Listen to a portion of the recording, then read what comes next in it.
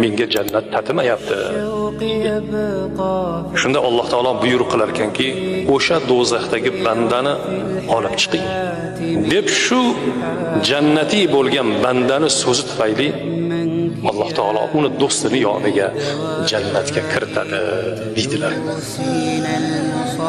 Shunda do'zax ahli aytar ekan, bu qanday inson edi? Bu do'zaxdan chiqib jannatga ketyapti. Uni kimdir shafoat qildimi? Yo otasi shahid bo'lgan, yo akasi shahidmidi buni shafoat qildimi? Yo'q deylar ekan.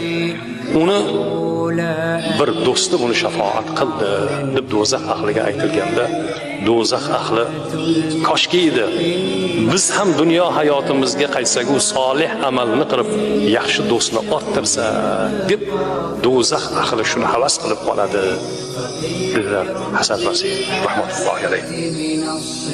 Demak, solih